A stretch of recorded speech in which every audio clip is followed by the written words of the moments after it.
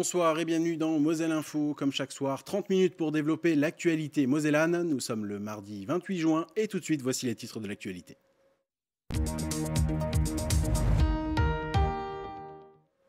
Patrick Weiten poursuivait ses visites de canton. Le président du département de la Moselle était aujourd'hui à Rombat. Retour sur cette visite dans quelques instants.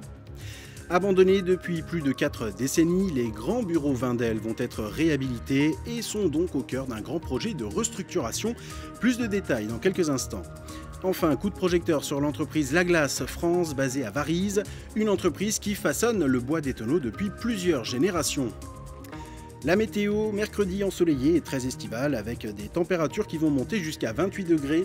Retrouvez toutes les prévisions avec René Anne après cette édition. Et puis notre invité du jour, nous retrouverons tout à l'heure Jean-Pierre Dame, délégué syndical Force ouvrière de la centrale Émile Huchet à Saint-Avold. Nous reviendrons avec lui sur la décision du gouvernement de rouvrir l'usine cet hiver et les conséquences sur les salariés. Mais d'abord, développons les autres titres de l'actualité.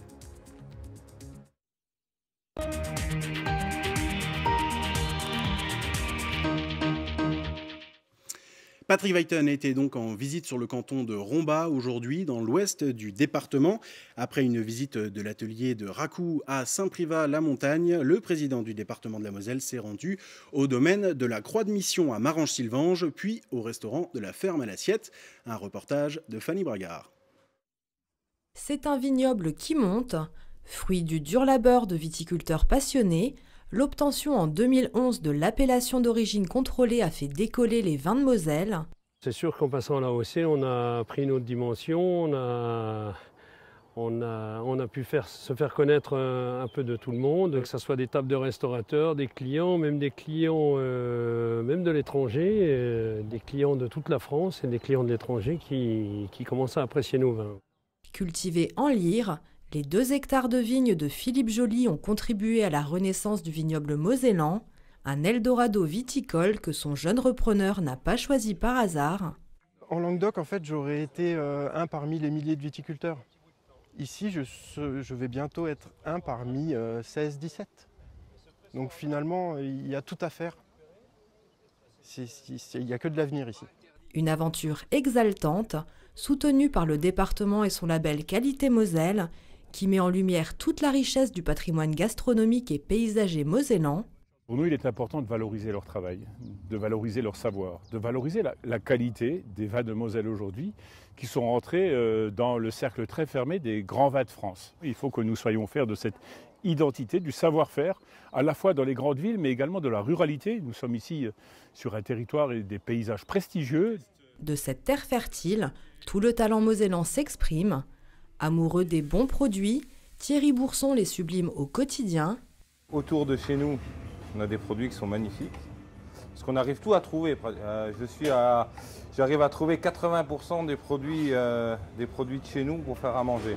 Ouvert il y a bientôt 3 ans, le restaurant propose une cuisine locavore, durable et gourmande. Et visiblement, de la ferme à l'assiette, le concept fait recette.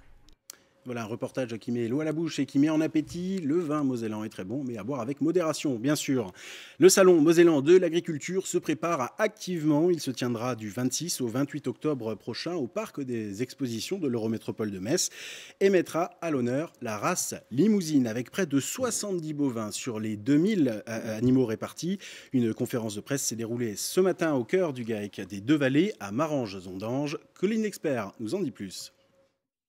Elle sera l'incontestable star du prochain salon Agrimax, la Limousine, une race connue pour sa viande, en forte croissance en France ces dernières années. C'est une vache de grand format déjà, donc c'est une vache qui va peser aux alentours de 850 kg pour une vache, une tonne 100, une tonne 2 pour un taureau. Donc après au niveau de la Limousine, c'est une vache qui est très fine d'os, recherchée par les bouchers aussi aujourd'hui, pour le rendement viande qu'il y a sur la carcasse. Après elle est de couleur froment auréolé même on dit. On recherche sur les animaux des animaux avec beaucoup de viande, des qualités maternelles pour élever leurs petits veaux. Parmi les 300 vaches qu'il possède, Martial présentera une dizaine de ses limousines au salon, l'occasion pour lui de rencontrer d'autres agriculteurs, de vendre ou d'acheter de nouvelles vaches, mais aussi de faire découvrir son métier. Et pour cause, Agrimax s'adresse aussi bien aux professionnels qu'au grand public. C'est un challenge parce qu'il faut bien trouver la bonne formule. Et pourquoi alors allier le grand public? Parce qu'on est sur un bassin de consommation, sur un bassin de population, 1 million d'habitants autour de Metz. Et Agrimax, c'est aussi un outil de communication. Et c'est important que les éleveurs puissent parler de leur métier, puissent faire comprendre pourquoi ils font ce travail et puis qu'ils fassent partager leur passion. Une vraie vitrine donc pour les agriculteurs puisque les précédentes éditions ont réuni en moyenne 16 000 visiteurs. Depuis 2011, le salon tente de s'imposer avec pour objectif de devenir le grand rendez-vous de l'agriculture en Moselle avec une résonance nationale. C'est un salon qui compte pour la Moselle, pour la région Grand Est et bien entendu pour notre territoire. Nous avons des animaux qui se vendent aujourd'hui à l'extérieur de nos frontières. Certains vont même très loin. Donc on a des visiteurs qui viennent à la fois acheter des animaux ici, acheter de la semence d'animaux. Donc pour nous, c'est important que la race ou les différentes races qui sont proposées puissent trouver aussi des débouchés au-delà de notre département. Pour découvrir les limousines, assister aux concours, aux conférences et participer aux animations, rendez-vous à la rentrée au parc des expositions de l'Eurométropole de Metz pour un salon qui ne manquera donc pas de vaches. Inoccupés depuis le début des années 80, les prestigieux bureaux Wendel à Hayange, symbole de l'histoire sidérurgique du territoire, ont trouvé preneur. La communauté d'agglomération du Val-de-Fensch, propriétaire des lieux, a pris le temps d'étudier les 91 offres qui leur ont été faites depuis le début de l'année. Et l'heureux repreneur est suspense et réponse avec Ghislain Schumacher. Le 19 juillet prochain, ces 8900 m² d'histoire vont passer sous pavillon privé. Après l'analyse des offres par l'agglomération, c'est le promoteur Histoire et Patrimoine qui a remporté les enchères à hauteur de 675 000 €. Un rachat synonyme de renaissance pour ce symbole industriel de la vallée de la Fensch. Il n'y a pas une seule famille où il n'y a pas un membre de la famille qui, à un moment ou un autre, a été faire ou de la comptabilité ou des stocks ou je ne sais trop quoi dans ce bâtiment. C'est là aussi que les médailles du travail étaient remises. Et quand il y avait remise des médailles du travail à l'époque, c'était entre 500, 1000, 1500 personnes sur une journée. C'était absolument extraordinaire. Donc c'est vraiment un bâtiment symbolique. C'était le siège des deux Wendel, c'était le siège de la sidérurgie, j'allais presque dire française, puisqu'ils étaient chez eux ici. La communauté d'agglomération du Val-de-Fensch, propriétaire des lieux depuis 2002, a décidé de les mettre aux enchères en janvier par manque de moyens pour les rénover. Le promoteur spécialisé dans la réhabilitation de bâtiments prestigieux prévoit lui d'injecter 14 à 15 millions d'euros pour redonner vie à ce bâtiment classé monument historique. Selon les premiers plans, 60 à 90 logements vont y être aménagés, mais pas seulement. On n'exclut pas que ça puisse être également de l'événementiel pour partie. Il peut y avoir une partie collective qui serve aux collectivités ou qui serve même au privé. On entre dans une nouvelle phase sans doute de notre histoire qui est à la fois perpétuer évidemment la sidérurgie puisqu'elle est là, elle existe toujours. Mais comme il y a une grande diversification sur le plan PMI, PME, il nous faut également des locaux pour accueillir des séminaires, des conférences. Le grand public, lui aussi, devrait avoir un espace réservé dans l'ancien bureau principal. La friche industrielle pâturale à proximité va également changer de visage, puisque le démantèlement des hauts fourneaux va débuter d'ici la fin de l'année. À Thionville, c'est un flash mob un peu particulier que les membres du conseil municipal des jeunes ont lancé. L'objectif, lutter contre le harcèlement et les discriminations avec une couleur dominante, le bleu. Chloé Gaillard.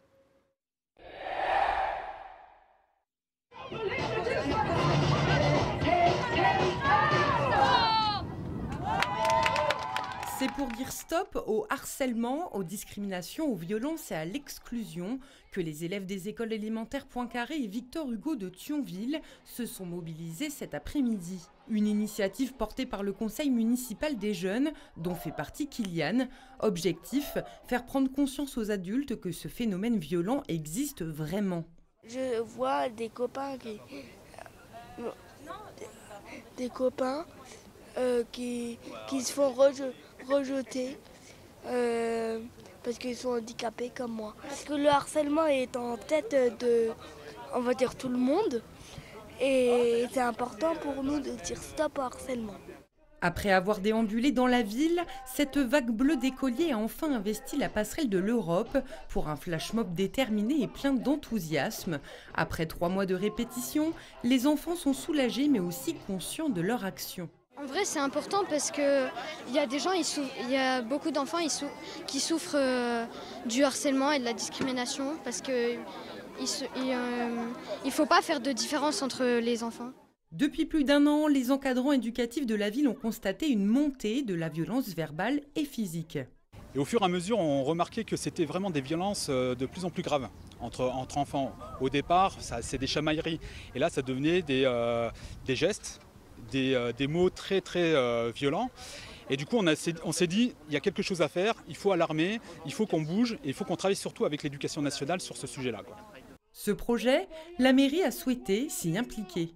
Il est extrêmement difficile de séparer la moquerie de la moquerie répétée et permanente qui en entraîne d'autres. Voilà. Et c'est là que la question de bien sensibiliser, de bien former au harcèlement chacune et chacun qui encadre des enfants, mais aussi les enfants eux-mêmes, voilà, est une manière de s'en prémunir collectivement. Dès la rentrée 2022-2023, la municipalité devrait lancer un travail de fond dans les écoles, mais aussi les accueils périscolaires et les associations jeunesse. Et oui, évidemment, stop au harcèlement, bien sûr, et que ça rentre dans tous les esprits. Bravo les jeunes. Tout de suite, notre rubrique économie. C'est l'heure de la rubrique éco avec le journal économique Eurométropole de Metz et Moselle sans limite. Le sujet est déjà tout en haut de la pile du nouveau député Vincent Settlinger. L'avenir de Smart et des sous-traitants pose question puisque la chaîne de production est à l'arrêt depuis le 9 mai dernier en raison d'un mouvement social. On écoute les revendications de certains grévistes et du député de la 5e circonscription de la Moselle au micro de nos confrères de Mosaïque Cristal. Malheureusement, la situation ne s'est pas débloquée depuis. Et aujourd'hui, on est obligé de constater que le compte n'y est pas et la direction elle est dans l'incapacité de répondre aux attentes des salariés. Depuis le mois de mai qu'on se renvoie la balle entre Daimler, Faurecia, Ineos. Et nous, pauvres salariés, on est bloqués au milieu de ça et ça fait maintenant aujourd'hui notre 33e jour de grève. Et qu'ils puissent mettre un peu la pression sur les entreprises, à la fois Daimler mais aussi Faurecia, Forvia, pour qu'une solution soit trouvée rapidement. Parce que au-delà des chiffres, au-delà des montants qui sont annoncés en termes de primes de licenciement, en termes d'indemnité de fin de contrat pour ces personnes, il y a aussi quand même un aspect humain, un aspect psychologique important à prendre en compte, puisque ce sont des salariés qui sont maintenant en grève depuis pas mal de temps. À Varize, près de Boulay, la société La Glace est une véritable success family. On y transforme avec succès le bois de chêne en produit œnologiques pour donner au vin des arômes et des saveurs variées. Jean-François Ambroise nous présente cette activité artisanale. Dans la famille La Glace, je demande le fils, le père et le grand-père. Ici, la passion du bois se transmet de génération en génération. Et c'est sûrement pour cette raison que depuis sa création, à la fin des années 80, l'entreprise n'a cessé de grimper les échelons. Une certaine fierté parce qu'on a bien progressé, on a travaillé durement, on a démarré pour ainsi dire de zéro. Aujourd'hui, on a quelque chose de très positif. Et j'espère que ça va continuer. Son activité, la transformation du bois pour le milieu viticole.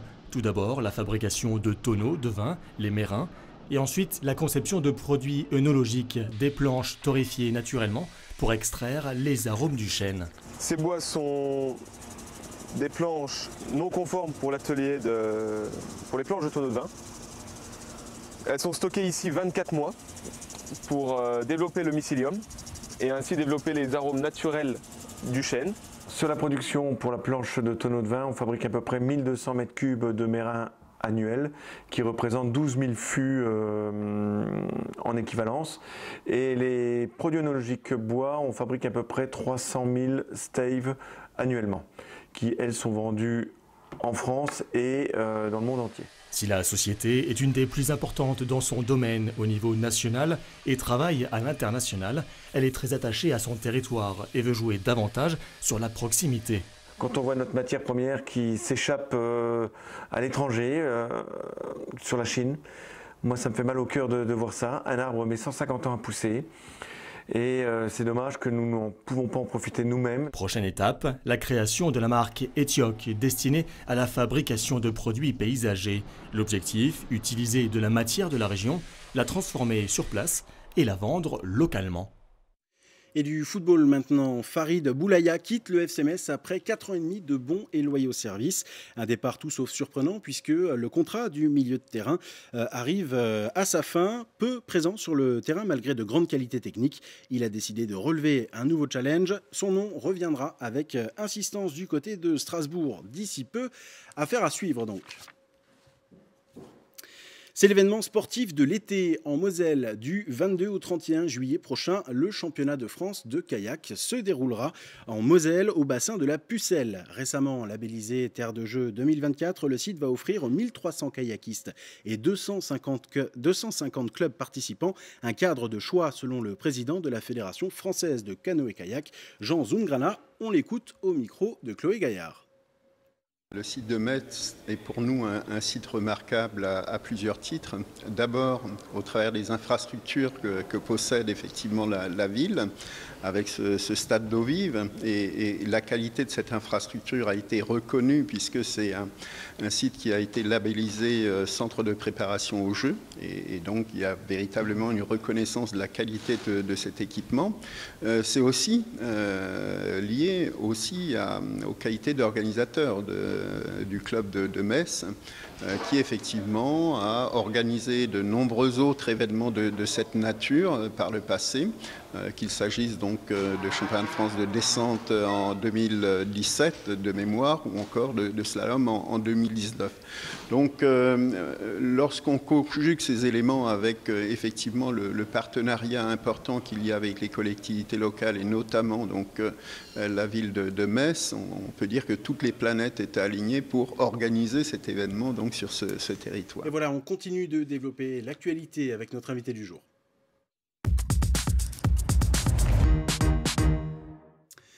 Conséquence de la guerre en Ukraine et de la coupure de l'arrivée du gaz russe, le gouvernement a décidé de relancer la centrale Émile Huchet de Saint-Avold.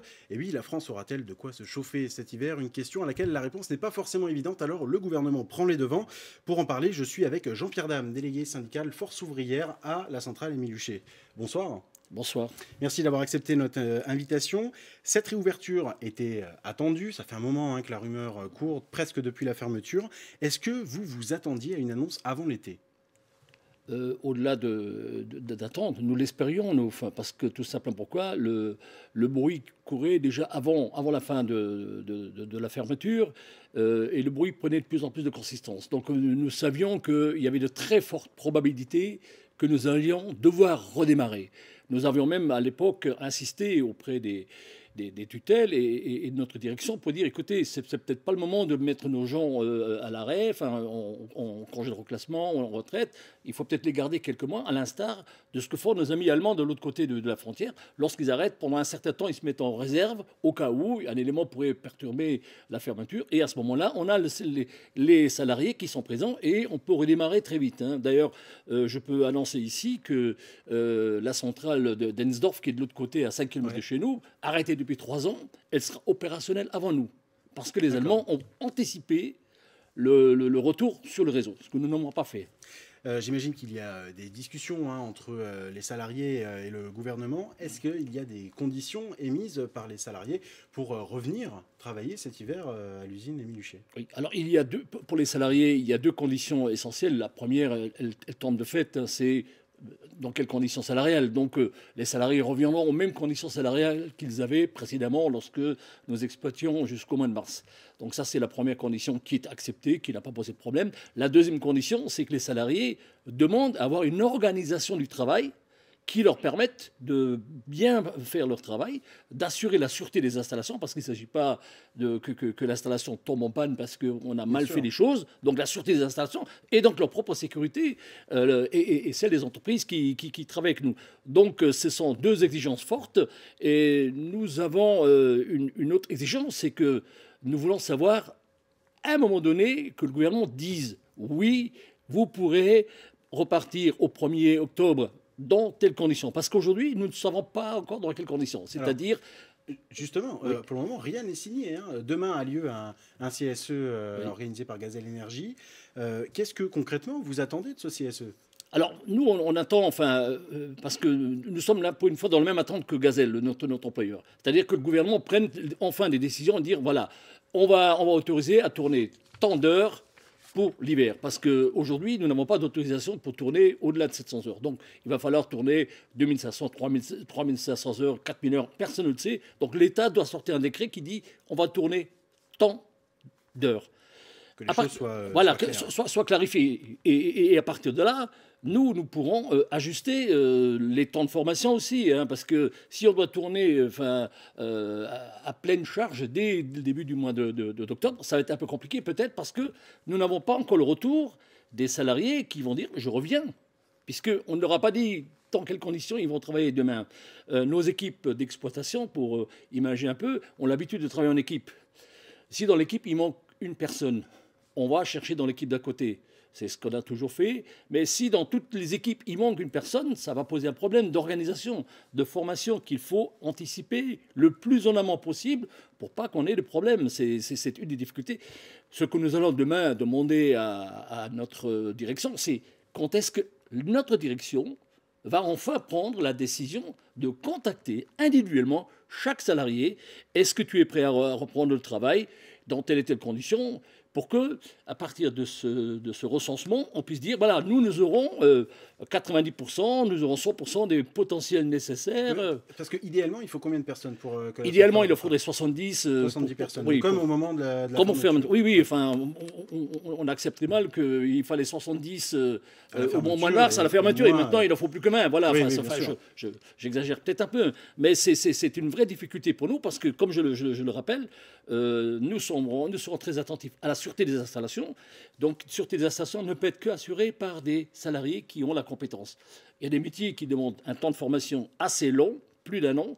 Il y a des métiers qui demandent un temps de formation plus court. Donc, plutôt, nous pourrons commencer les formations s'il devait y avoir des formations à faire, et mieux ça serait. Mais on va nous rétoquer demain, très certainement, comme je viens de l'évoquer. Le décret, on attend oui, effectivement, c'est un élément clé pour nous, pour qu'on puisse se projeter. Et le décret va également permettre une deuxième phase en ce qui nous concerne. Alors, rapidement. Hein, oui. La deuxième phase, c'est que, comme je disais, la sûreté de nos installations, il faut anticiper dès le départ, il faut commencer à faire la révision de vos voitures, la révision des installations pour qu'elles soient opérationnelles. Voilà, donc c'est une phase qu'il faut aussi lancer dès demain, pratiquement. Voilà. Vous êtes l'un des chantres de Force ouvrière depuis des décennies. Vous avez vécu de nombreux combats sociaux au sein de cette entreprise. Avec toute cette expérience qui est la vôtre, quel est votre sentiment sur cette situation ?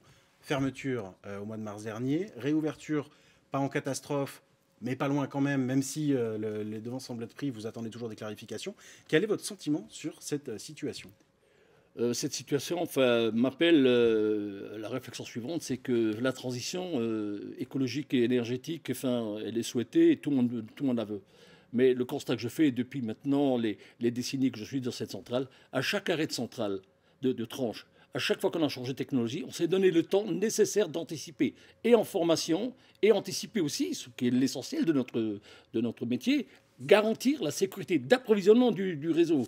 Or, là, on a fermé de manière anticipée, mal préparée, ce qui fait qu'aujourd'hui, ce qui est inévitable, c'est que le risque d'un blackout dans notre région est très très grand, et nous devons tout faire, et nous ferons tout. Je tiens à rassurer les téléspectateurs que les salariés seront présents pour répondre. Ils s'en feront un honneur tout particulier pour répondre présent, parce que c'est quelque chose qui est vital pour tout le monde, l'électricité.